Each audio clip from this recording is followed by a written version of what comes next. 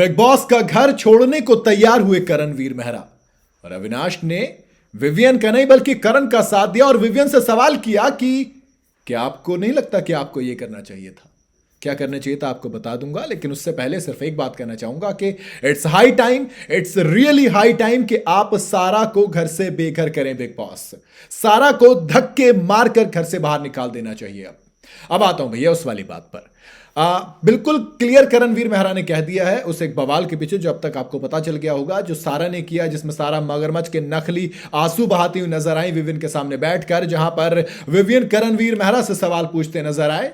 उस बात को लेकर अब करणवीर मेहरा ने क्लियर कह दिया है कि अब ये किसी के बीच का मामला बचा ही नहीं है। यहां पर जो हुआ है वो दुनिया ने देखा है। अब सारा अरफीन खान, करणवीर मेहरा और बिग बॉस के मेकर्स, ये पूरे का पूरा मामला इन तीन के बीच रह गया है, इन तीन के बीच, क्योंकि यहां पर हद पार हुई है। और जिस चीज के बीच में आप वुमेन कार्ड प्ले कर रही है ना सारा अरफीन खान दोस्त, वो दुनिया देख रही है। मगरमच्छ के आंसू बहा रहे हो। अरे आप चुमदरांग की टांग तोड़ने के लिए तैयार थे, आप अविनाश मिश्रा का मुंह तोड़ने के लिए तैयार थे, अपनी वाहियात नीचपना और घटिया हरकतें दिखाने के चक्कर में।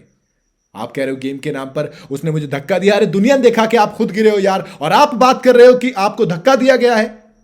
किसने दिया धक्का आपको? वीडियो में क्लियर है कि करणवीर मेहरा आपको रोक रहे थे क्योंकि आप चुमदरांग का एंकल ट्विस्ट कर रही थी। अरे गिरी तो कशिश भी थी, और कशिश से भी चाहत पांडे और शिल्पा शिरोडकर ने स्की निकालने की कोशिश की, लेकिन जब लगा कि कशिश का पांव मुड़ सकता है, उसको चोट लग सकती है, तब दोनों के दोनों पीछे हट गए। लेकिन आपके अंदर इंसानियत और थोड़ा सा दिमाग, पागलपन की, बेवकूफी की कोई कमी नहीं है। आप वाहियात पने पे उतर आते हो।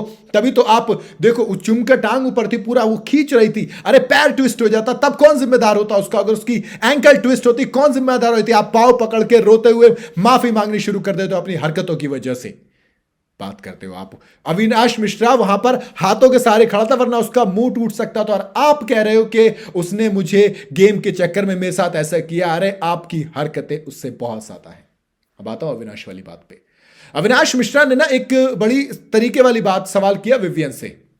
विवियन जाकर बार बार करणवीर मेहरा से सवाल कर रहे थे, अपना पीओवी बता, तूने ऐसा क्यों किया, तूने गलत किया, फलाना ढिमकाना। अरे भाई तुमने देखा नहीं था वहां पर, तुम उस वक्त वहां पर मौजूद थे और तुम साफ देख रहे थे कि किसकी गलती है।